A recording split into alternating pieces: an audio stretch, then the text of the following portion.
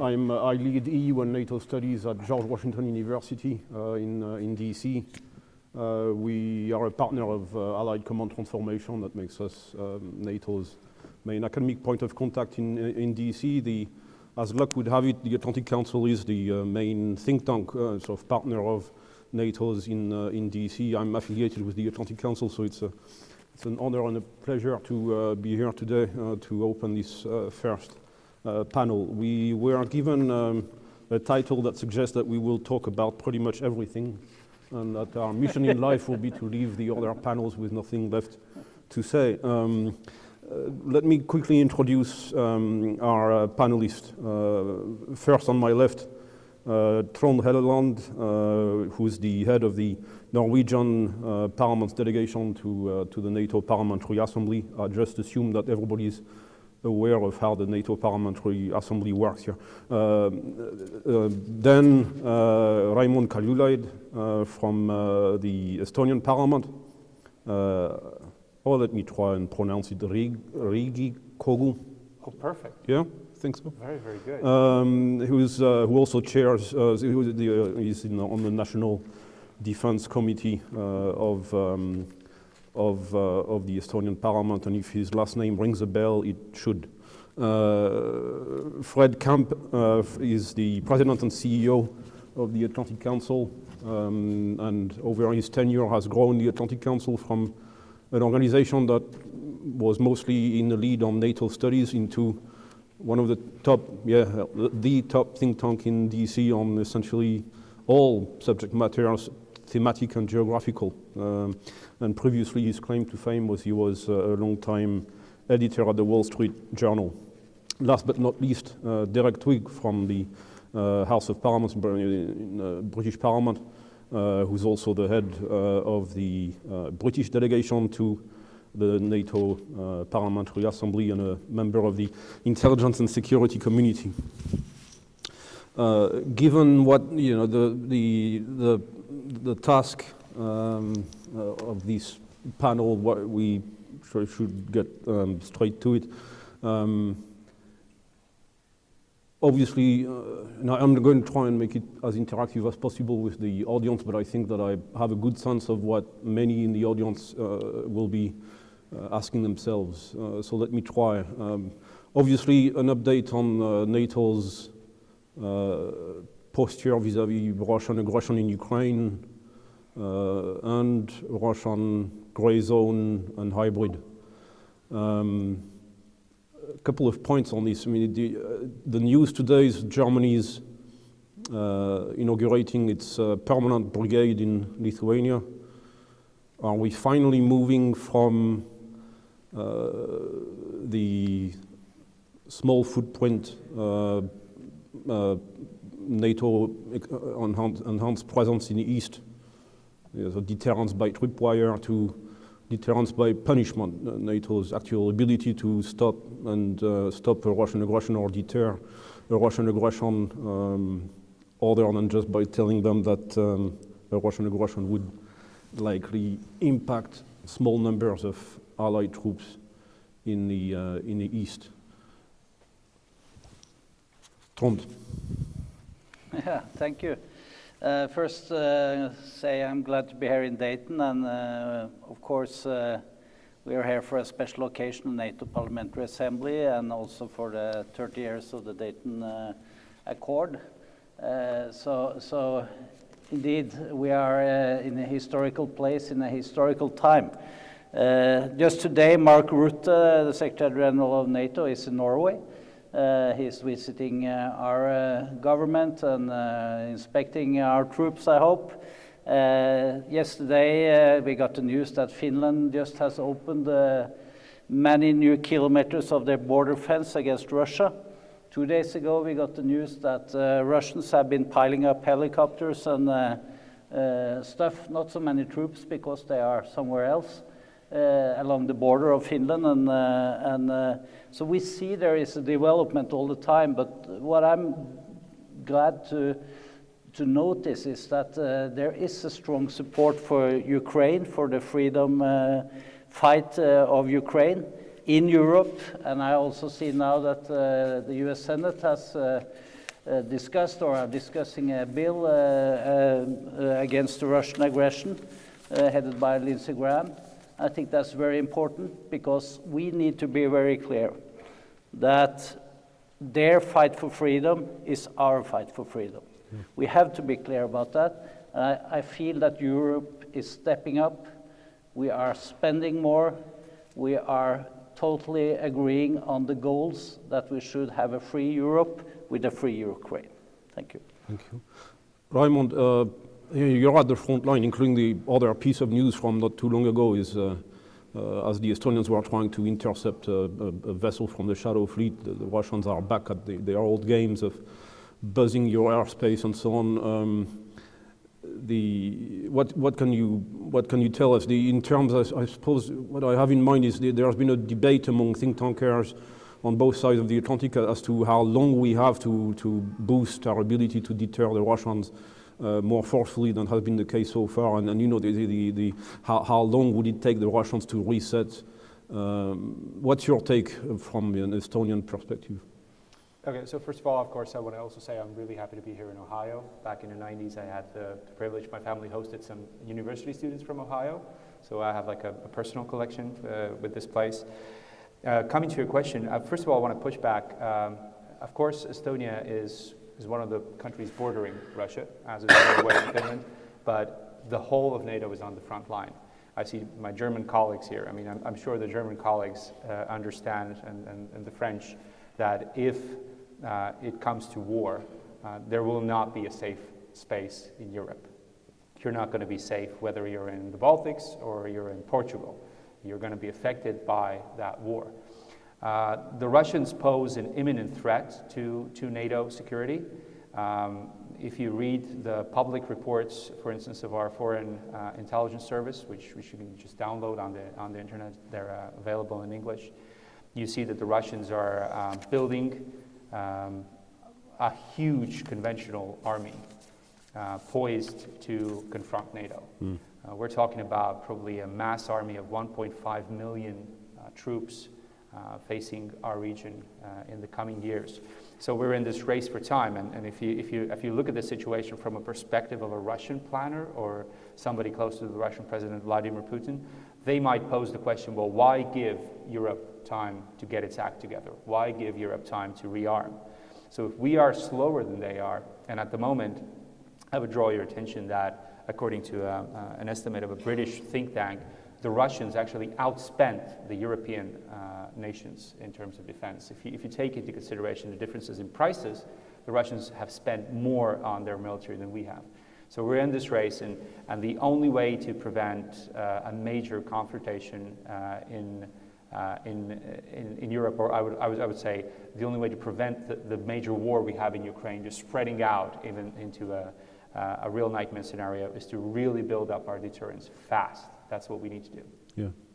Fred, you're an especially astute observer of Germany, so let me try this. I mean, do you see the advent of the Merz government, even though it happened in somewhat difficult circumstances, as a key turning point with I'm thinking of the watering down of the debt limit and maybe the ability now of the German government to really turn its Zeitenwende, as it's called, into reality in the coming years. Is that a key sign that Europe is stepping up in your view, or is it making too much of German initiatives? So thank you for that, and thank you all for being here. So part of the title of this conference is Inflection Point, and in my own view, we're at the fourth inflection point, serious inflection point for American leadership in the world since the end of World War I. And at the end of World War I, we got it tragically wrong. We sunk into isolationism after having a good showing in World War I. The League of Nations failed, had the rise of fascism, World War II, the Holocaust, millions of dead. At the end of World War II, we did something aberrational in American history, and it's because we had the experience of two world wars. And those were the founders of the Atlantic Council, Dean Acheson, Henry Cabot Lodge, Mary Pillsbury Lord. And we built multilateral institutions. We stayed in Europe, we stayed in Asia. We worked with our former, you mentioned the Germans, and I mentioned the Japanese as well. We made our two major adversaries, our two major allies. The third inflection point was the period after the Cold War, not as positive as the period after World War II, not as negative after World War I. And now I would say with the Ukraine war and the post-Ukraine war as a fourth inflection point, and this gets to your question on Germany.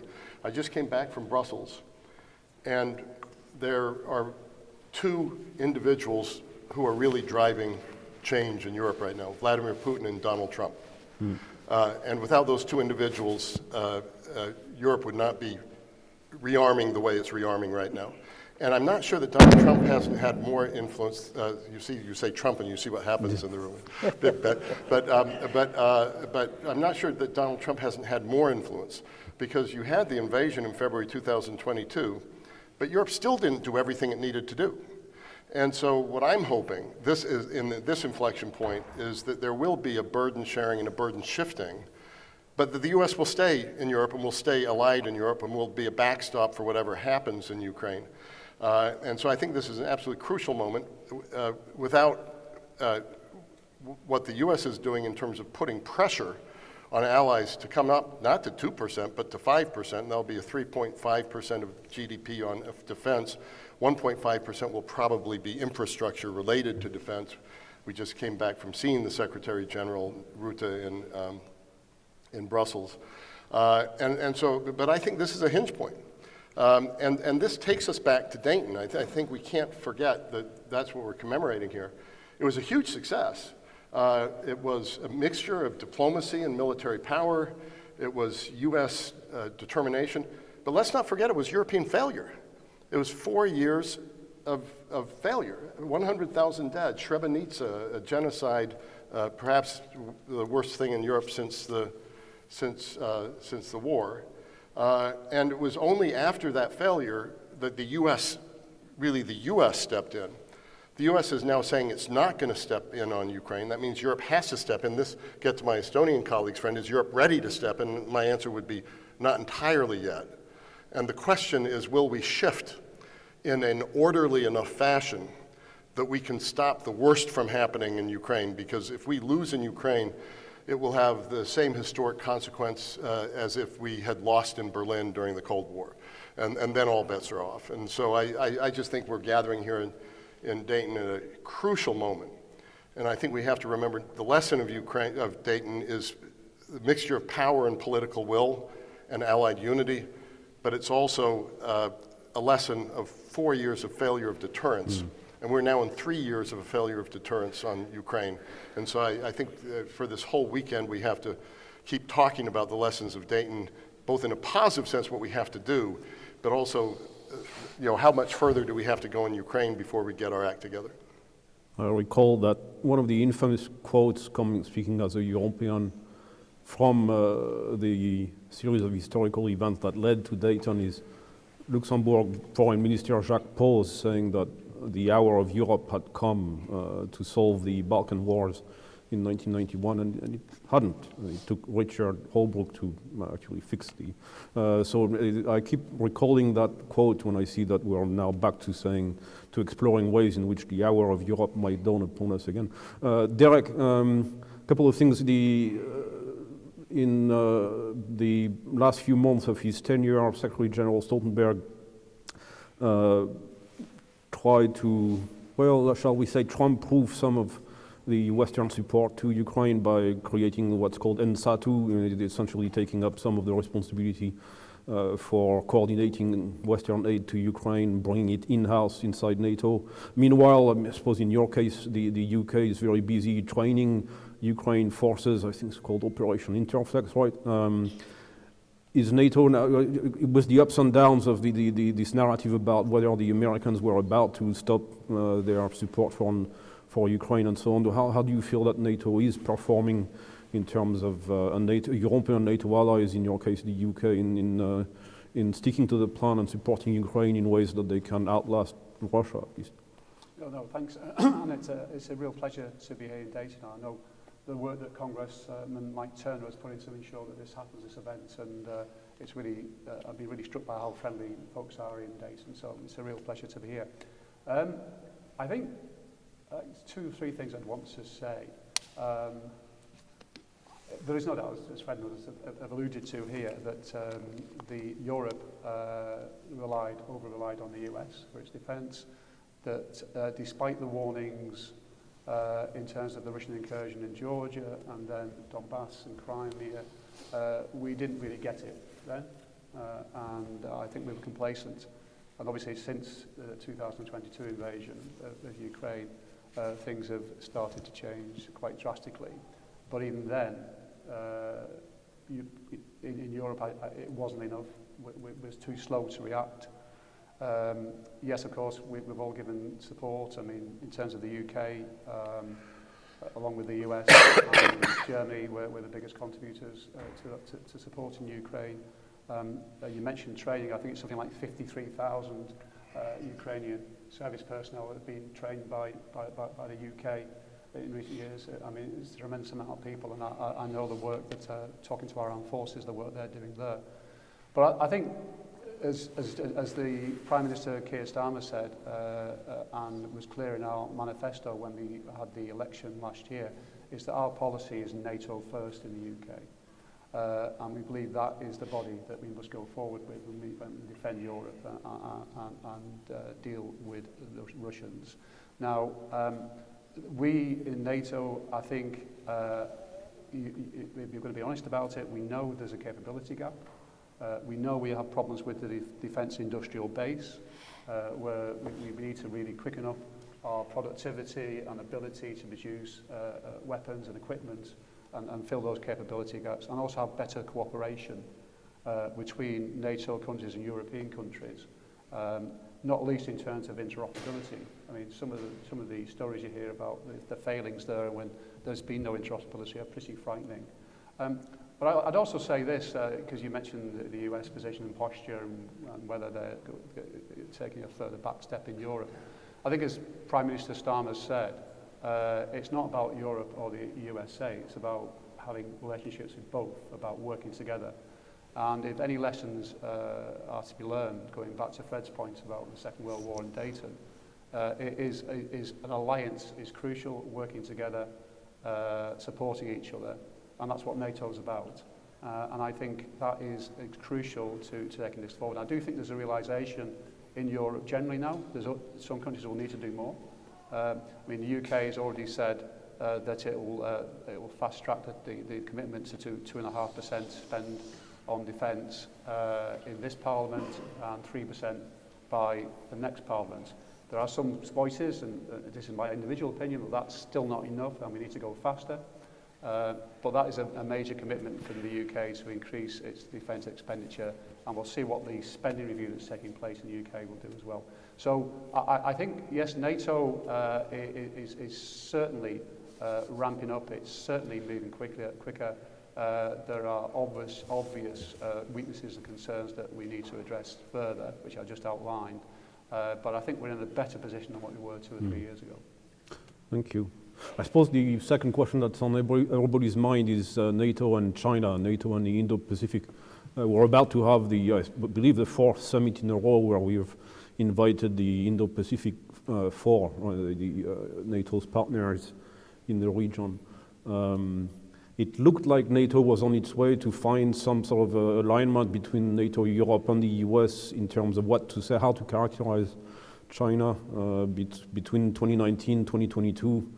And the latest summit communique, NATO agreed on describing China as a decisive enabler of the war in Ukraine and as a challenger.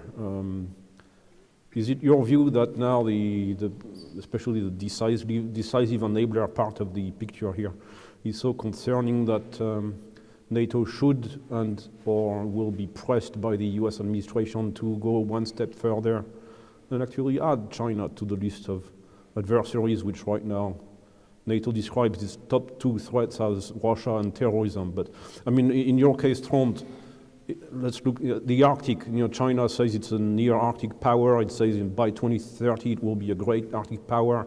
Is everything that you do in the Arctic already about China, or is it way too soon to say so? Well, Norway, with a short border to Russia, has always had this dual face policies against Russia, because we know they can be aggressive, but we also know we have to cooperate about fisheries, search and rescue, stuff like that.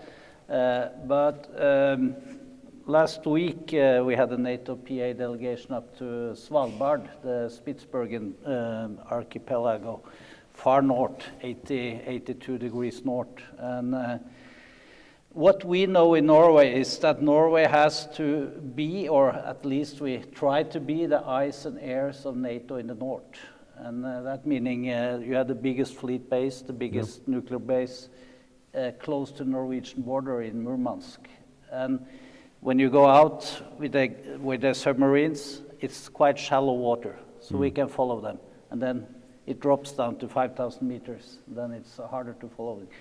So we are spending both a lot of resources, money, and great cooperation with the NATO allies, with the US, with the Europeans, following the movements of the Northern Fleet. That's very important for us. And then on the other hand, we have the Chinese aspirations to become an Arctic nation, or to have more interest, and it's all about the climate change and the possibilities of a Northern Sea route. And China is very interested in that. But still, it's a long way from China to Norway. But it can be much shorter if that sea route There's opens. only one country in between. Yeah, it's only one country in between.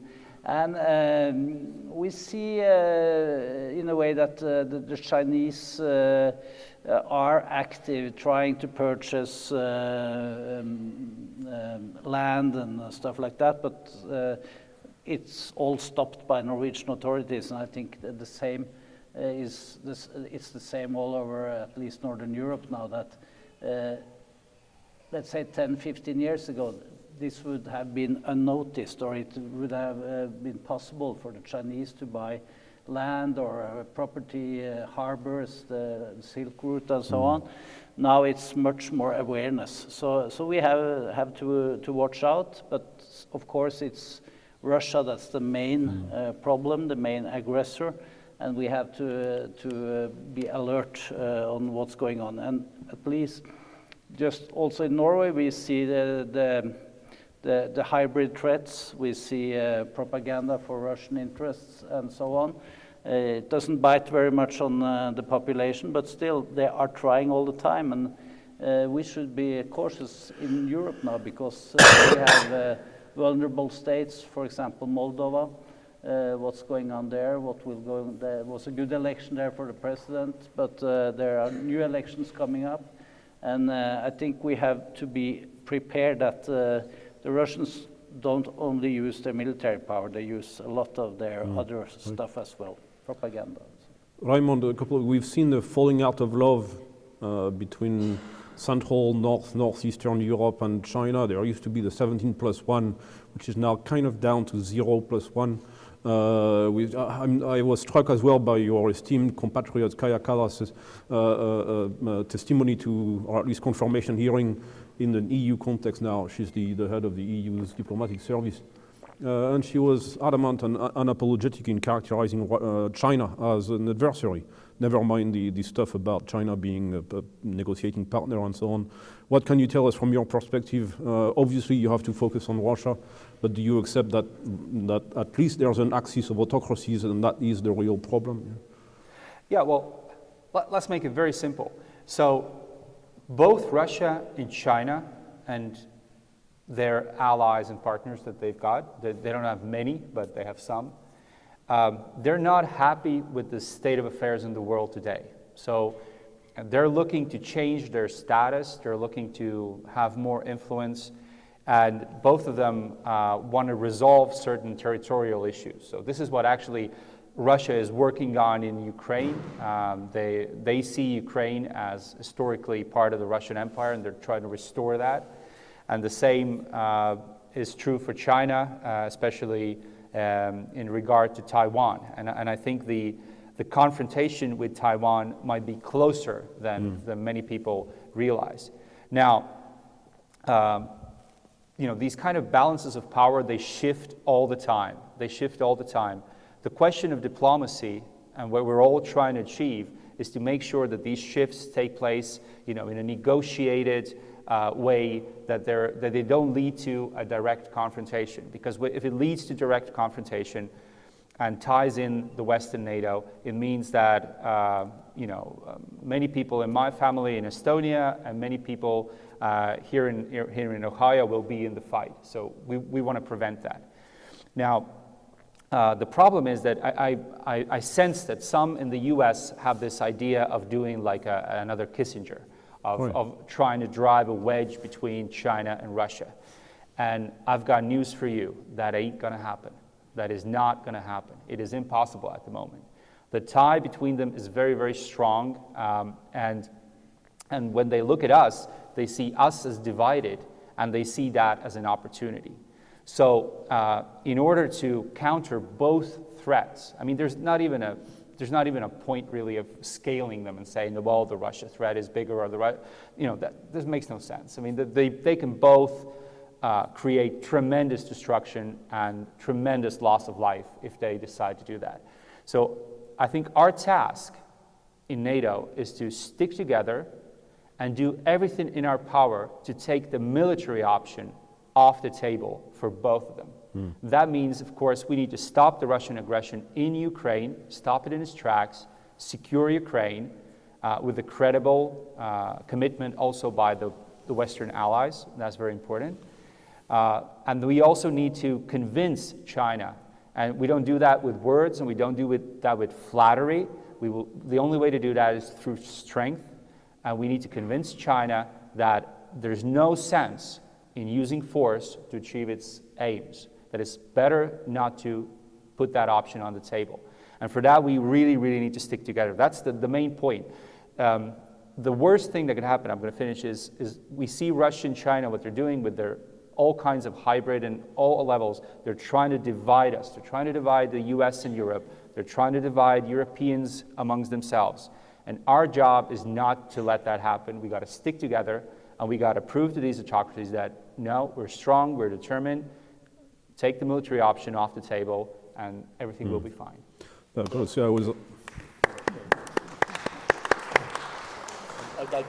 I pick up on this? So I want to applaud as well and jump in here. This axis of autocrats, or whatever you want to call it, which is China and Russia, which formed a no-limits partnership right ahead of the Ukraine invasion.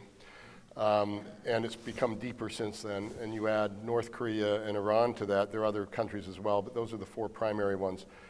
Their defense industrial cooperation is closer and more troubling than Hitler, Mussolini, and the Japanese was at the time in the 1930s. And you just have to absorb that. I think it can be disrupted. Maybe not Kissinger in the way, but I think over time it can be. But right now, I think it's really difficult, and therefore one has to come together. I think the false choice that has been put on the table by some in the U.S. is Europe should handle Europe, we're going to handle Asia. Therefore, we're going to move out of our European responsibilities, and you should not waste your time in Asia.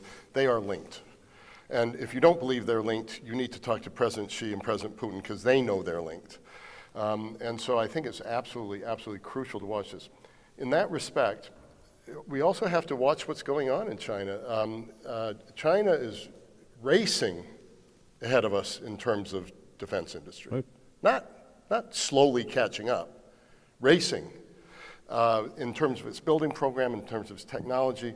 One of the things we really saw in this Indo-Pakistan conflict is we all talk about the DeepSeek moment where China came through with DeepSeek, and suddenly we saw that the margin had been closed between China and the United States in terms of artificial intelligence development. Well, we saw Chinese technology being used on Pakistani planes and for the Pakistani military perform in a way we didn't think it could perform.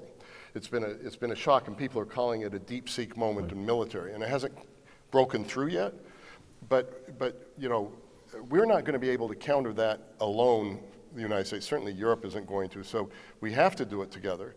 And I think this should be a galvanizing moment that we see with this. We see the direction things are going in. So I wanted to I wanted to, not only support what my Estonian colleague said, but also carry it a step further and say that we really need the alliance to not to be separated, but to be united, working on both fronts with burden sharing, burden shifting. Clearly we're going to take more of a lead in Asia, and Europe over time has to take more of a lead in Europe. But for either one of us not to pay attention to the other front doesn't really understand the way the world works right now. By the way, Fred, do you have a special insight that you can share with us on, Zelensky's revelations about the presence of Chinese nationals on the front lines, and the old question whether they are sent by someone or whether they are they are there on their own behalf? Anything that in Russia? Yeah. Well, the North Koreans we know Yeah. are for the drones from the Iranians, they're just amazing. By the way, one of the things that's interesting is Ukraine. What an incredible country. Yeah. And they're going to produce this year 3.5–4 million drones from zero, and they're going to produce them in the country. But anyway, but they're up against this one country with military support from a lot of different people, but they're up against North Korean troops on the ground, Chinese technology, Iranian technology. The Russians are much more all in at the moment than we are all in. And so I don't know the answer to your question about the Chinese. I know they've been showing up. So far, I think there's more concern regarding the North Korean participation. Derek, as a Brit, and I'm originally French, the French and the British have danced to their own separate tune within NATO in terms of we don't need to pivot to the Indo-Pacific because we're already there, right? Especially the French with their fully sovereign territories in the region. Do you feel that there's the two caucuses emerging within NATO, that those that get it versus not, in terms of how NATO ought to be active, not only take on China at home in terms of Chinese threat on European infrastructure and so on, but really develop NATO's military relevance in the Indo-Pacific? I think it's clear that the view we have is that Ukraine is a priority in Europe. It has to be. In terms of the Indo-Pacific, clearly the UK, that's France, has specific interests. We've got connections that go back centuries, relationships. Clearly everyone's got a vested interest in the free movement of trade through those seas. We're sending a carrier group through to that region at the moment. So I think we do have an interest, and we need to maintain that. Clearly, the US is the primary force there. They clearly have huge resources. In terms of what and if in the future that Europe can provide, if required, is I think an open question. But I think it's clear that the priority for us at the moment is Ukraine, for obvious reasons. But I just want to come back onto a couple of things that people have said. I think this, and it's been mentioned, but I just want to emphasize how I think it's really, really worrying that this access between Iran, there's not been mentioned, it's briefly named, or North Korea, Russia and China, the closer cooperation between those four countries, regardless of the fact that we've got North Korean troops in around Russia and Ukraine, I think is really worrying, a really worrying development, and a real threat to our way of life and the future prosperity and peace. So I think that's something. I mean, in terms of China, I think we overestimated the ability of the Russian armed forces because we've seen what happened in Ukraine, and what the Ukrainians have done is just been absolutely quite remarkable, and their ability to adapt on the battlefield, never mind elsewhere, to changing circumstances and technology. This has been quite remarkable, and we've got to learn some serious lessons from that. Now, in terms of the capability of, because the discussion in the last 10 minutes has been about China, their capability, it is right, as has been mentioned, their abilities to produce and rearm and arm and new technology and equipment is quite remarkable at the moment. Clearly, their troops haven't been combat tested, so that would be interesting, if that ever comes to that. But their ability to produce, whether it's ships, submarines, craft, and we've seen, as we mentioned, what happened in between India and Pakistan, it is very, very worrying. And I was struck I was in the shipyard down at Norfolk earlier this week, and we passed the souvenir shop there, and they have T-shirts and coffee mugs, etc. But the emblem was that with a huge aircraft carrier emblazoned on that T-shirt or on a mug saying 100,000 tons of diplomacy. Now, I think we can only have peace through strength. And I think we shouldn't underestimate the Chinese in any way. We have to recognize that the threat is building and great, and we know what Gia said in terms of 2027. So I think to sum up my answer to your question is, for Europeans, I think it has to be Ukraine first, but we clearly need to develop the strategy of how and when if we need to do more in the Indo-Pacific. And I think we can get into all the other issues about the cyber attacks, about hybrid warfare, etc., which is going on, cutting undersea cables, which is a growing problem at the moment. But I think that there are clear lessons. There is this access now, and they mean business, and they have a view, a world view, and they don't recognise weakness; they recognise strength. Yeah. I suppose in the French case, the factory that brings this home, if you will, is the Chinese produce the equivalent of the French Navy every 4 years. Well, I think Raymond, you wanted to follow. Yes, I wanted to cut in real fast. So one of my jobs is we have a defense industry support group in the Estonian Parliament, and I lead that. So I work on defense industry matters a lot. When we talk about China, is that so somebody mentioned drones. So if you look at drones produced in the West and in NATO countries, and you break them down into components, so you have motors coming from China, or even if the motor is made in Europe or the US, you have components, magnets coming from China. So now we're all talking about we need to get defense spending up to 5+% So Estonia already, we're committed. Before the Hague summit, we don't need anybody to remind us we're going above 5% anyway next year. So one of the things I think we have to make sure in the North Atlantic community is that money now doesn't go to one of our main adversaries, to China, but that money needs to create jobs in Europe, it needs to create jobs here in the US, it needs to create jobs here in Ohio, not somewhere in China. That's a crucial thing. We really got to look into our supply lines, and we systematically have to make sure that we produce everything we need from the very essence of things in the North Atlantic community countries. And so that none of that money that we're spending on defense will leak to our adversaries. This was the mistake that Europe made before the Ukrainian war, when we had massive flows of capital into Russia, which they used to build an army to attack us. And we're still buying too much stuff from Russia in Europe. And this is something that I think both our French and UK colleagues and Norwegians can do more about. But it's really important to keep that in mind. No US dollars, no euros should go to China.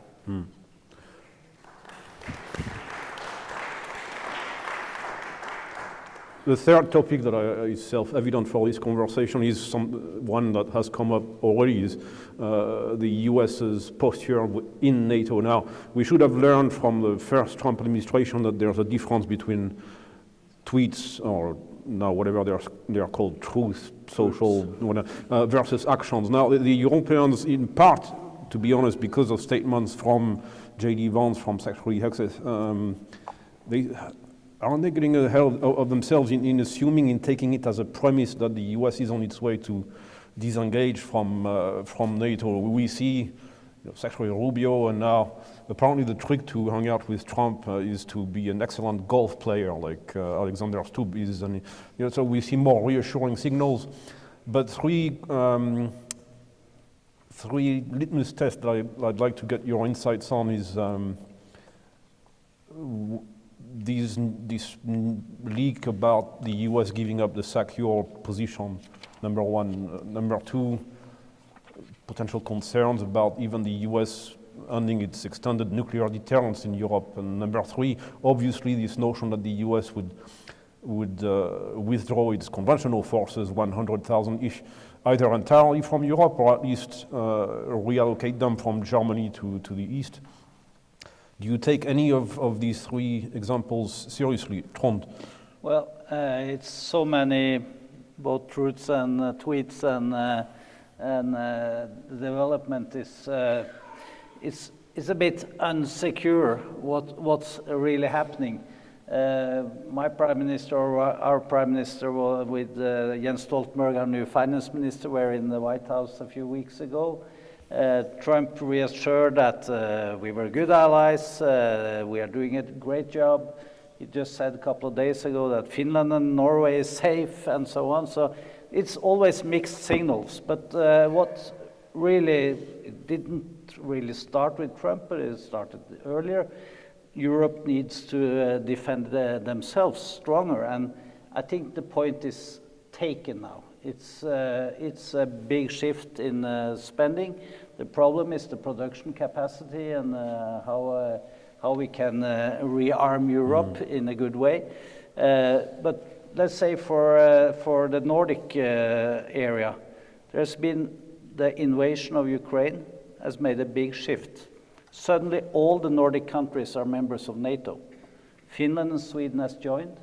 One of the first things that came out of it was that the Norwegian, Swedish, Danish and Finnish Air Force unite their strength.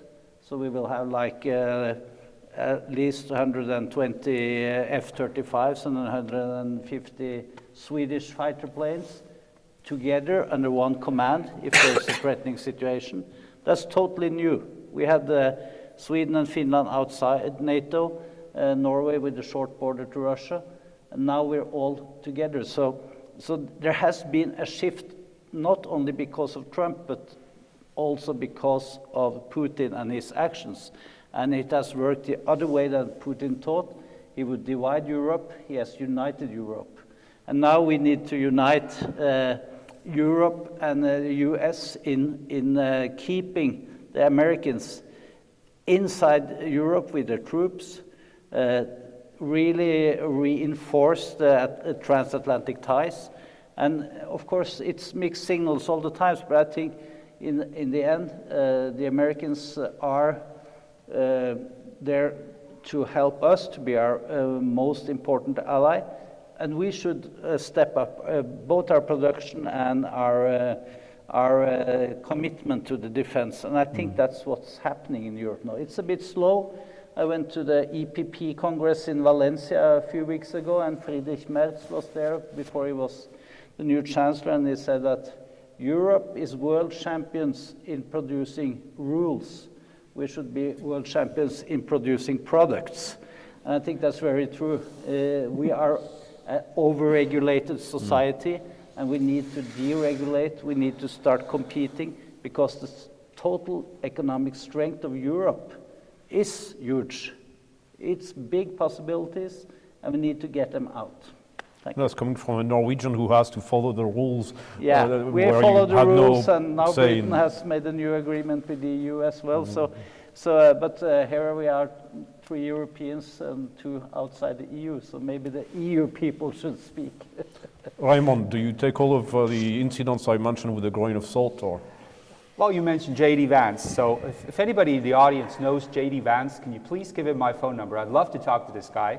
Sure. I'd love to tell him a few things about the region and have a robust debate with him. But sometimes also, you know, if you look at what has created tension, so J.D. Vance came to Munich and said that Europe has a free speech problem, and everybody went berserk in Europe and said this is really inappropriate and what have you. And then most recently, The Economist, which is a British very respectable paper, published its kind of op-ed and said that, well, you know, Vance may not have been very polite in the way he said it, but he's right, that Europe actually has a free speech problem. So sometimes, you know, like I think these media storms or things get us kind of disoriented. I have great faith in the United States. If you take Estonia, my country, in 1991, we regained independence from Russia. It was quickly recognized by the West, but what people forget is that we had Soviet troops in the country, in bases. I used to live next to a literal Soviet military. Looking out from my second-floor window in the apartment that I still live in, there was a huge area of a military base.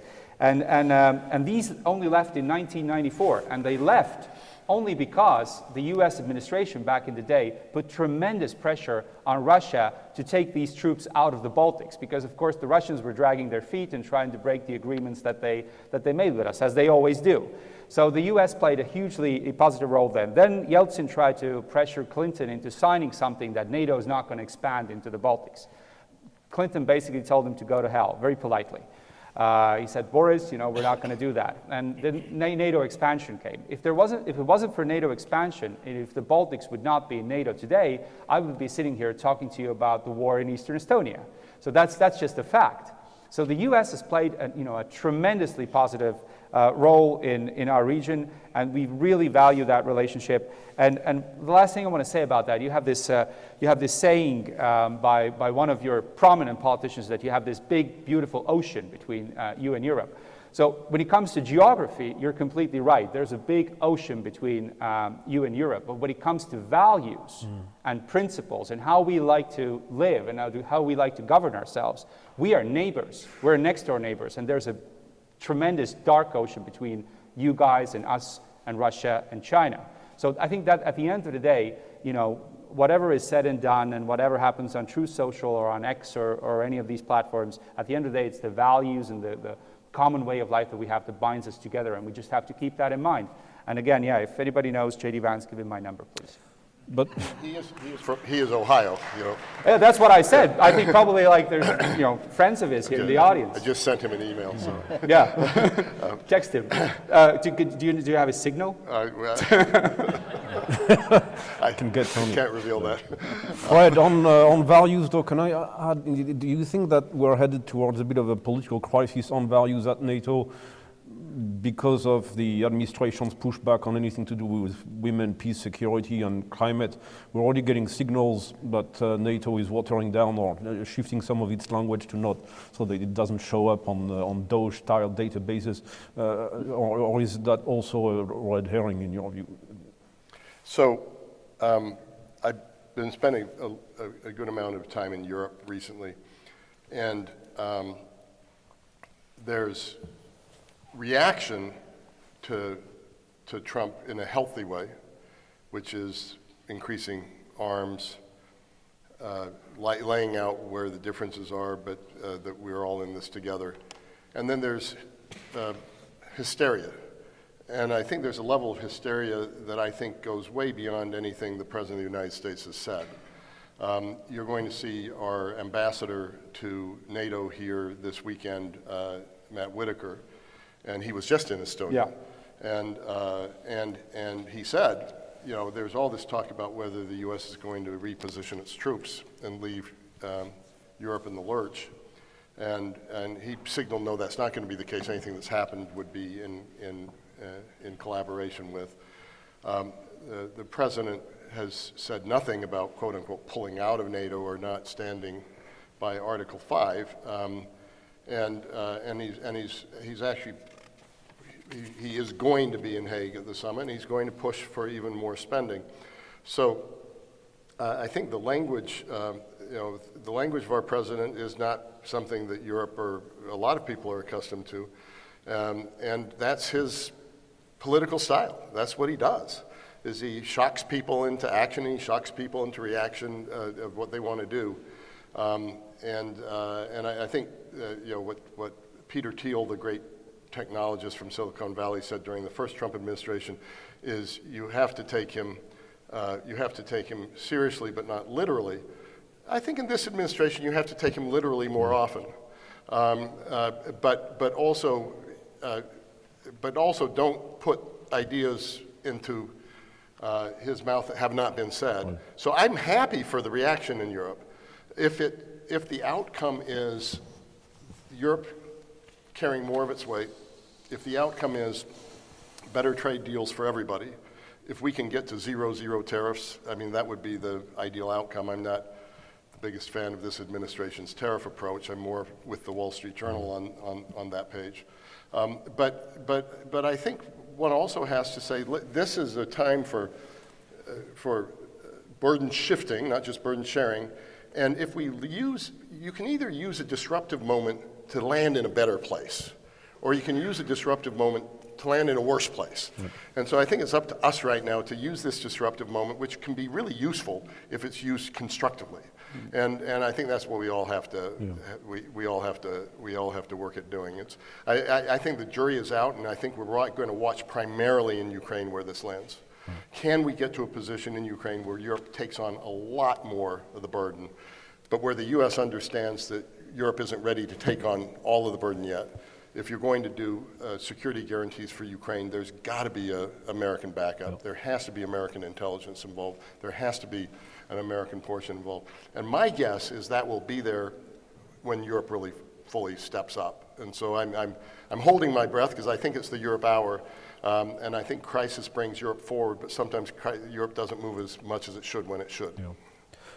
Well, you tee up my final question to you, Derek, in kind of in 30 seconds if you can. But what's we're about a month out from the next NATO summit at The Hague. Question is simple enough: is what's a successful outcome in your view from The Hague summit on June 25th? What makes you happy coming out of The Hague versus not? You could say a happy President Trump. I think basically that we're unified, you know, that we remain strong, we strengthen the coalition, that we see further and real commitment to increase expenditure, tackling the industrial base problems in terms of productivity, that we have a very clear view strategically about where we want to be as an organisation. And that, as you talked about before, obviously Ukraine is the priority in terms of Europe, but again, the Asia Pacific, you know, how do we feel about that? But I think, to me, it's that we come away unified, together, clear about where we want to go, and have a clear strategy about that. Thank you. Well, we have about 15 minutes. I suppose let's take several questions at a time, otherwise we'll surely be short on time. I believe we have roaming mics, and I see a lady here at the front. And if you could identify yourself as well, please. So I'm Cheryl Gallant, and I'm from Canada. We've listened to the discussion on the situation from the Atlantic Council and have heard about the impacts on Europe and United States. My question is, has Canada's truancy in military spending diminished Canada's standing within NATO to the point that we are no longer considered a reliable partner? Thank you. Let's see if we have any other takers, or we'll answer this one right away. Yeah. Oh, very briefly, Canada is present in Latvia, which is just to the south of Estonia. The whole region is deeply grateful to Canada for its contribution to the security of the Baltics. And as far as from our corner of the world, you know, Canada is a valued partner, and we love you from the bottom of my heart. And I was just in Canada, amazing place. Yeah, if we had somebody likewise. Dutch here, I feel Alexandra can you're half. Just very quickly, we're going to be building out our work on Canada because it is so deeply important to us. And congratulations to Mark Carney, who I think you know, there's a way to approach the president and there's a way not to, and he was just incredibly clever in the White House, and I think he's a really good advocate for Canada. And you know, it's a country that's only going to gain in its strategic importance, partly because of its geographic positioning, and partly because if you look at most of the military things we've been engaged in as the U.S., Canada's been right by our side all the time. Anybody else on Canada? No, just echo that. Obviously, Canada's a very greatly valued and a very important partner. It's quite a trajectory. Otherwise, he wouldn't want you as the 51st state if you weren't so important. Sorry, it's a little lighthearted, but actually, if you look at the map and you look at Canada and Greenland, you actually see what President Trump is. Not that he's going to do this, but you actually see the geopolitical picture that he's looking at. I mean, it's just massive. With the Arctic going where it's going, and with warming going where it's going, you know, the strategic importance will just keep growing as well.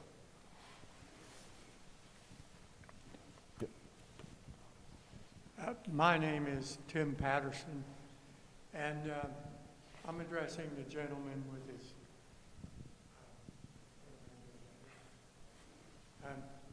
When Winston and Betty were in China, and Winston was our first ambassador after George H.W. was our envoy, and he was having a conversation with his compatriot in the Chinese government, and he asked about Taiwan, and the Chinese guy said, they were gone for 700 years once, they'll come back again. Yes, and there's a related, probably apocryphal quote by Xu Enlai when he was asked about the French Revolution and its legacy, and he said it's too early to tell. Anybody would like to elaborate on that? I guess strategic patience is the point. I think it was more of a comment than a question. Over here, please. Or do you have yes. someone? I'm so sorry. Hi, good morning. My name is George Olson. I work with an NGO on security analysis. My question is about the defense industrial base and the supply chains. And what I'm wondering, you talked about drones and the components that are made, mostly in China. What initiatives are there, both in Europe and in the United States, to rebuild factories, to manufacture small motors in Europe or in the United States, and to source the materials mined from NATO-friendly countries rather than sourcing materials in a location in China or having the rare earths being processed in China? I know there's Mountain Pass Mine in California they're trying to restart, but that's only one. So what other initiatives are there to rebuild the defense industrial base at this lower level? I'd suggest we turn to Derek for this one, including because what's news as well is the EU-UK summit on Monday with a defense and security agreement that puts you in play to access some of the new EU funding. So what's your reaction, Derek? No, yes, absolutely. I think that's, again, Keir Starmer and various leaders in Europe have been working closely together. But clearly the agreement between the UK and Europe is very, very important in terms of closer cooperation on a variety of things, including on defence. So that's one initiative. Also really looking at how we finance rearming and getting the financial institutions having the money there to be able to build the factories and the initiatives and the equipment and deal with the capability gaps. That's all being looked at, and there's talk of having a central bank to do that. So there's some of the initiatives we have there. I think also I'd say that there has been a clear realisation, and it's been there for some time now, but I think it's stepping up, that we really have to move quicker and faster. But part of the problem, as you alluded to, is getting the materials that we need to be able to produce, for instance, shells.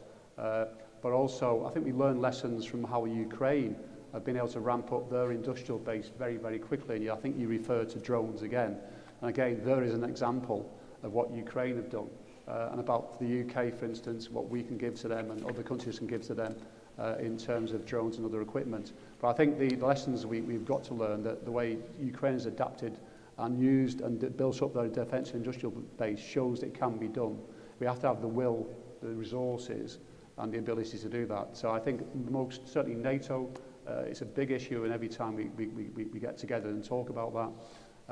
And everything I think possibly is being done to actually improve that situation. Are we going fast enough? Probably not. We have to do more, but there are certain limitations, not least of course is having the right skilled workforce in place to be able to do that. And that's another key thing about training up a workforce that can deliver these important things that we need in terms of defending ourselves in the future. Fred, can I ask you, do you feel that the trade wars or tensions between the US and the EU might jump policy fields and end up turning into an issue for the ability to develop a sensible transatlantic defense industrial base? I would simply point out as well that the forgotten article in the Washington Treaty is Article 2, the Canadian article that says that NATO should also be in the business of ensuring peaceable and collaborative economic relationships, and we tend to forget about that one. But Fred.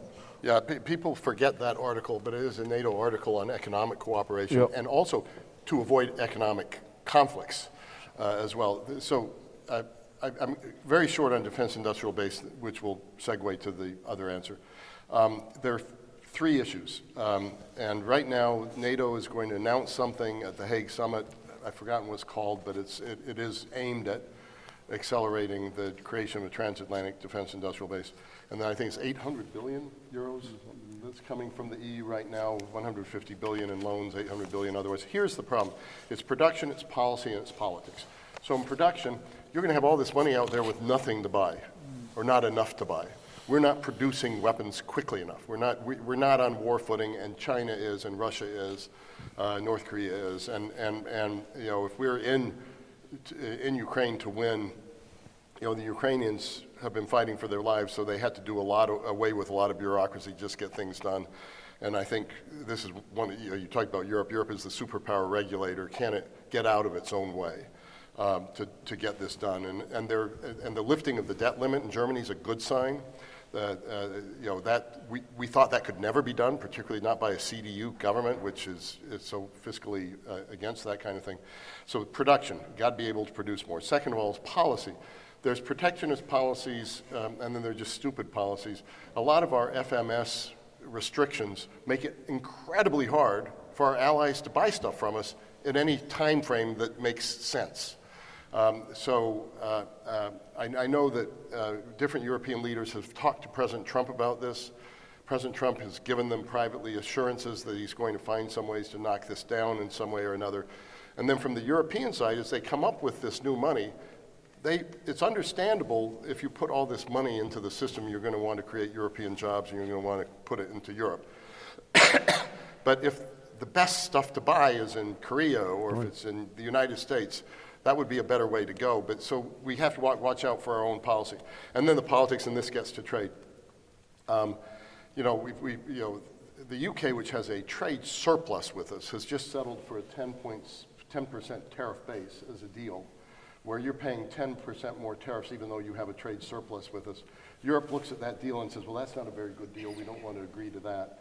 And so I think we can't see these things as unrelated. We're going to have to settle our trade disagreements if we want to get on the same side in terms of, and I think we can get there, but it's going to take some tough negotiations. I think they're trying to get to an EU-US agreement by the end of July, with some papers changing hands now. But, you know, market was down 800 points yesterday. Treasuries are in some trouble. The dollar is in some trouble. I think there are enough signals out there right now that that the tariff issues have to be dealt with relatively quickly. Thank you. Ramon? Yeah, I want to address the gentleman's question. So you asked, basically, are there initiatives to guarantee that we get what we need from either Europe or the US or from friendly countries? So yes, so as was mentioned, for instance, the European Union is going to put 800 billion more into defense, and of course the Commission is also looking at the supply chain and making sure that as much as possible of that will come from the North Atlantic area. So one thing I want to stress in relation to that is this is something that we should be doing. What we should not be doing and what we should not be talking about or discussing is how to build barriers inside NATO. So for instance, you know, there's talk in Europe, all these EU funds, can they end up in the UK economy? And there are some in Europe, and I'm not going to mention any countries, bonjour, yeah. But they feel that perhaps, you know, this is not a good idea, or at least that we should open some issues that were not decided during the Brexit talks and the aftermath of Brexit. And so, so if anybody thinks that, for instance, we should open the question of fisheries while we are facing an existential threat from Russia and we need to cooperate in our defense industry, I will say to those people what Joe Biden said to Iran: don't do it. And also it comes to the U.S. I mean, come on, guys. I mean, it's like. It's ridiculous that we're talking about, perhaps, we need to de-risk from the U.S. economy. Are you kidding me? I agree with our Secretary General, Mark Rutte, completely, that we need a strong North Atlantic defense industry. We need to cooperate. Estonia will definitely continue to buy from the U.S., and I hope the U.S. will start buying from Estonia, and everybody will be happy and prosperous because of that. Thank you. Thank you. Clearly, you haven't faced hungry French fishers. I did not mention any countries at all. I'm not singling anybody out. With apologies to those that I didn't get to turn to. I'm so sorry, but I give you the last word, Trond. Yeah, just another mentioning, because we started with the war in Ukraine, and I think there are many initiatives regarding the last question, also that the Ukrainians are now starting to produce, for example, Norwegian weapons, other weapons in Ukraine, because they have, as we discussed, capacity now. They want to do it, they're able to do it, and I think we should really support those initiatives, that they also can start producing artillery shells and all the stuff that they need for the war. And that goes all the way. Norway has quite a good defense industry, but what we are doing, we are setting up factories in the US when we are delivering to US. And that's of course a way to do it. That's helpful, because then we avoid the tariff problems, and we got a good result for our companies. Thank you. Well, we're at time. I don't know about you guys, but I felt it was a privilege to be part of this conversation. We certainly had plenty to talk about. It was a perfect panel to answer some of these questions, except for the fact that we were 5 white guys, but what are you going to do? But thank you so much for taking the time this morning.